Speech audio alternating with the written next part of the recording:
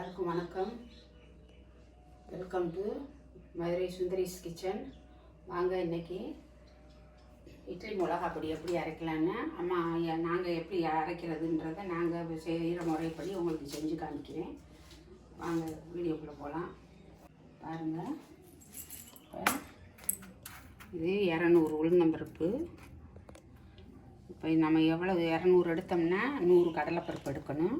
அந்த முறை தான் இதில். இப்போ உளுந்தம்பருப்பு 1 பங்குன்னா கடலைப்பருப்பு வந்து அரை பங்கு. இதில் இப்போ 3ல் 1 பங்கு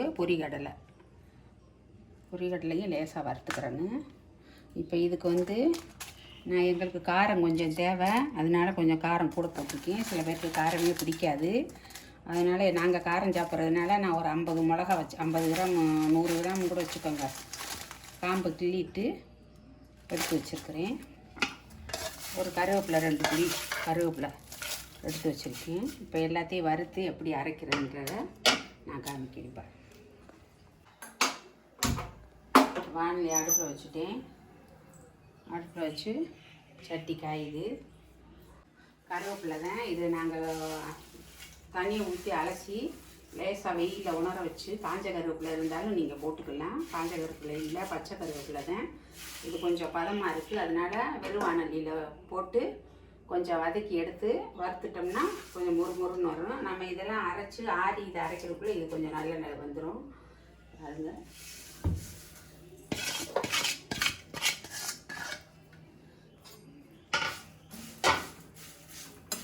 எண்ணெய் எதுவுமே பொடிக்கு வந்து எண்ணெய் எதுவுமே ஊற்றக்கூடாது, காரி போயிடும்.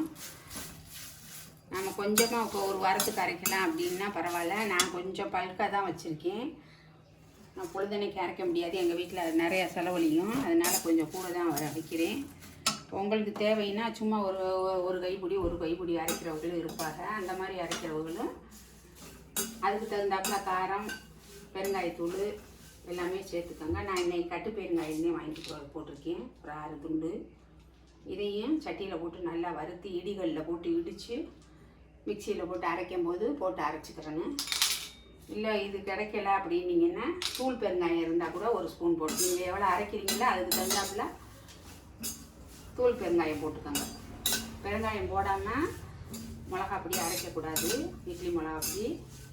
இப்போ நான் அரைக்கிறது வந்து சாதத்துக்கும் போட்டு நெய் ஊற்றி சாப்பிடலாம். பசங்களுக்கும் காலையில் நெய் ஊற்றி இந்த பொடியில் கொஞ்சம் போட்டு சாப்பிட்டிங்கன்னா, இப்போ நான் போடுற காரம் வந்து எல்லாத்துக்குமே கரெக்டான அளவு போட்டிருக்கேன். இந்த இப்படி காரம் போட்டு அரைச்சிங்கன்னா பொடி வந்து நிறைய செலவழியாது, கம்மியாக வச்சு சாப்பிடலாம். பொடி கம்மியாக இருந்துச்சுன்னா நிறைய செலவழியும், அதுதான் வித்தியாசம். எண்ணெய் ஊற்றுறதுனால அந்த காரத்தை அது எடுத்துரும்.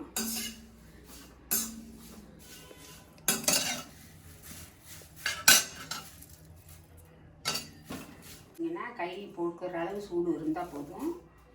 அந்த வாடை நம்ம வறுக்கும் போதே அந்த கருவேப்பிலையோட வாடை நமக்கு கிடைக்கும். அதுதான் வறுத்த பதம். இப்படி இருக்குன்னு நினைக்கக்கூடாது. கொஞ்சம் நேரத்துலேயே அது ஆறவும் அது முறுமுறுன்ற நிலைமைக்கு வந்துடும். ரொம்ப வச்சிட்டிங்கன்னா கருகி போயிடும். இப்போ நான் கருவேப்பிலையை எடுத்துக்கிறேன்.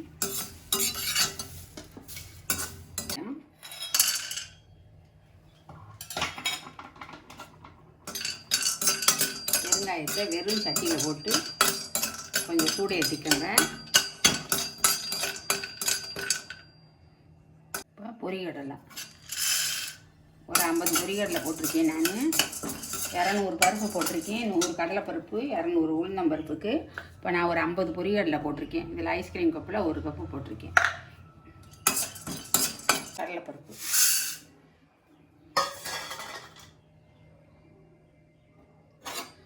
இதில் சில பேர் வந்து மிளகு போடுவாங்க, எள்ளு வறுத்து போடுவாங்க.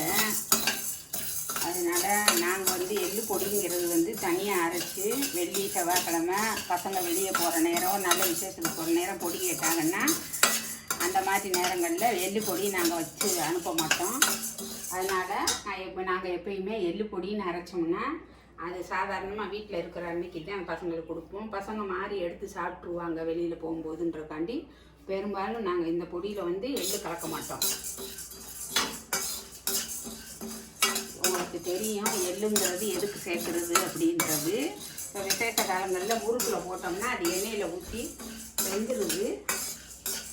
சாமிக்கு படையல் பண்ணும்போது கூட நம்ம முறுக்கு அதிரசம் அதெல்லாம் சுட்டோம்னா நாங்கள் எள்ளு போட மாட்டோம், சீரகம் போடுவோம். ஓமம் தண்ணியில் ஊற்றி ஊற வச்சு ஓமத்தை தண்ணியை ஊற்றி முறுக்குக்கு மாவு பண்ணிடுவாங்க எங்கள் அம்மாலாம். எள்ளு போட மாட்டோம் சாமிக்கு படைக்கிறதா இருந்தால்.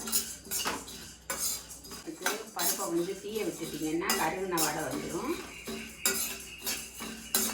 பொறுமையாக அடுப்பை சுலவில் வச்சு இந்த சட்டியை உங்களுக்கு நல்ல கனமான சட்டி, அதனால் சூடு தாங்கும். அந்த சூட்லேயே நல்லா செவக்க பொன்னரமாக வறுக்கணும்பாங்க. அந்த மாதிரி வறுத்துட்டிங்கன்னா பொடி எவ்வளோ நாள் ஆனாலும் கிடையாது, வெளியிலே வச்சுக்கலாம். விரிச்சுக்குள்ளே வச்சு சாப்பிடணுன்ற அவசியம் இல்லை. இதே எண்ணெய் ஊற்றி வறுத்திங்கன்னா காரல் வடை வந்துடும். ஒரு 10 நாள் 5 நாள் 10 நாள் ஆயிடுச்சுன்னா நம்ம பழுக்க அரைக்கும் போது அதில் வந்து காரல் வடை சிப்பு வடை வந்துடும். அதனால் இப்போ பசங்க வெளியூர் போகிறாங்க வைக்கிறாங்கன்னா அவங்களுக்கு டிஃபனுக்கு கட்டி மிளகாப்பொடி இட்லி மிளகாப்பொடியெல்லாம் வச்சு கொடுத்து விட்டோம்னா அவங்க கொண்டு போய் வச்சு சாப்பிடும்போது அவங்களுக்கு அது கெடாது. நம்ம ட்ராவல்ஸ் போனாலும் அதை வச்சு நம்ம கொண்டுட்டு போய்க்கலாம்.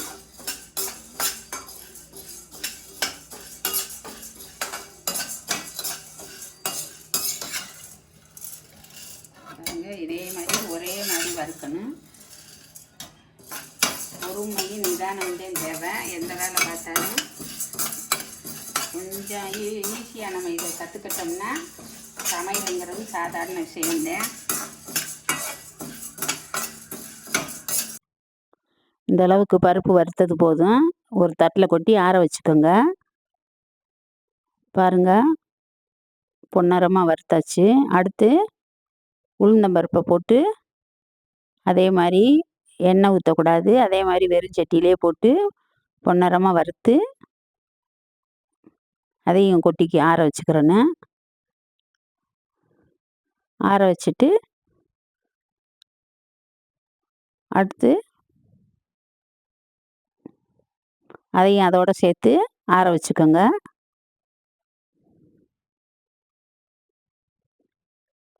அடுத்து மிளகா வத்த கறியிடக்கூடாது. அந்த சட்டி ஏற்கனவே சூடான சட்டி தான். இப்போ அந்த சட்டியில் போட்டு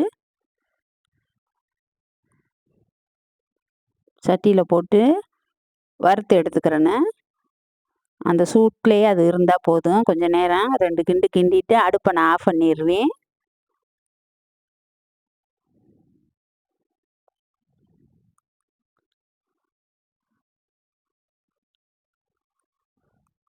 அடுப்பை ஆஃப் பண்ணிவிட்டு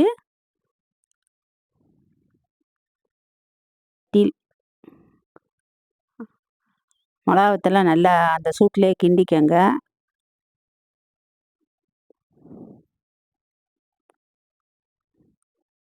கிண்டிட்டு அடுப்பு ஆஃப் பண்ணிடணும். அந்த சட்டி சூடே அதுக்கு போதுமானதாக இருக்கும். இப்போ மிளகாவத்தில் எடுத்து ஆற வச்சுக்கோங்க. பெருங்காயத்தூளை இடி உரலில் போட்டு இடித்து வச்சுக்கோங்க. எல்லாத்தையும் அப்புறம் மொத்தமாக போட்டு மிக்சியில் அரைச்சிக்கிறது.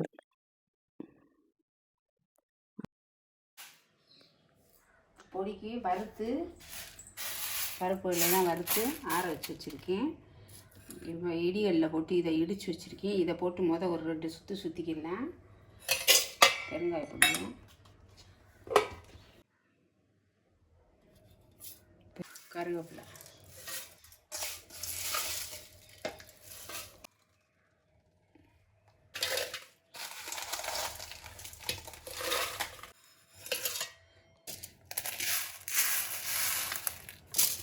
இதுக்குள்ளே போட்டிருக்கு பாரு. பாத்திரத்தில் நல்லா ஆறவும் வேறு பாத்திரத்தில் எடுத்து வச்சுருவேன். பாருங்கள், நான் இட்லி பொடிக்கு வந்து வறுத்து காமிச்சிருப்பேன். அது பூரா வறுத்து இப்போ மிக்சியில் அரைச்சி உங்களுக்கு காமிச்சிட்டேன். காரசாரமாக நல்லா இருக்கும். நீங்கள் இதே மாதிரி வச்சு இது வந்து பருப்பு சாதம் அங்கே ஹோட்டலில் கொடுக்குறாங்கல்ல, அதே மாதிரி நெய் ஊற்றி அதில் இதை தூவி சாப்பிடலாம். நெய் ஊற்றி தோசைக்கு பொடி தோசை பண்ணுறவங்க வேறு எதுவுமே தேவையில்லை. நெய்யை ஊற்றி எடுக்கிறதுக்கு முன்னாடி தோசையை மூடி வச்சு வேக வச்சு இதில் ஒரு ஸ்பூன் அள்ளி அப்படியே மேலே தூவி விட்டு மடித்து பொடி தோசையாக சாப்பிட்டுக்கலாம். அது எல்லாத்துக்குமே இது யூஸ் ஆகும். இட்லி தோசை எல்லாத்துக்குமே சாப்பிட்டுக்கலாம். பாருங்கள், அம்மா இந்த வட்டம் நாங்கள் எங்கள் வீட்டில் செய்கிற மாதிரி செஞ்சு உங்களுக்கு வீடியோ காமிச்சிருக்கேன். பொடி அரைச்சி நல்லா ஆறிடணும். ஆறி அப்புறம் பாருங்க டப்பாவில் வந்து ஸ்டோர் பண்ணி வைக்கணும். உடனே எடுத்து மூடி வச்சிடாதீங்க. இப்போ இட்லி பொடி ரெடி ஆயிடுச்சு. வேறு கண்டெய்னரில் மாற்றி வச்சுருக்கேன். இன்னும் எனக்கு பாக்கி இருக்குது, அதையும் இன்னொன்று ஸ்டோர் பண்ணி வைக்கிறேன்.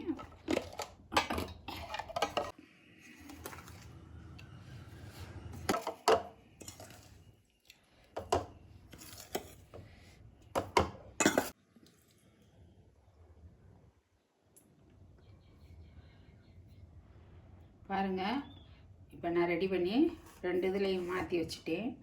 இதே மாதிரி நீங்களும் அரைச்சி பார்த்து எப்படி இருக்குன்னு கமெண்டில் சொல்லுங்கள். இதே மாதிரி நீங்களும் வீட்டில் பொடி அரைக்கிறதா இருந்தால் உங்கள் குடும்பத்துக்கு எவ்வளவு தேவையோ அதே மாதிரி இப்போ நான் சொன்ன மாதிரி தான் உளுந்தம்பருப்பு 1 பங்குனா நீங்கள் எந்த இதில் எடுத்தாலும் பரவாயில்ல, கிராம் கணக்கில் எடுத்தாலும் பரவாயில்ல. 100 கிராம் எடுத்திங்கன்னா 50 கிராம் கடலைப்பருப்பு, சும்மா ஒரு 2 ஸ்பூனு இது பொரிகடலை, ஒரு கைப்பிடி கருவேப்பிலை, ஒரு 2 துண்டு பெருங்காயத்தூள் போட்டு, பெருங்காயத்தூள் இருந்தாலும் போட்டுக்கோங்க.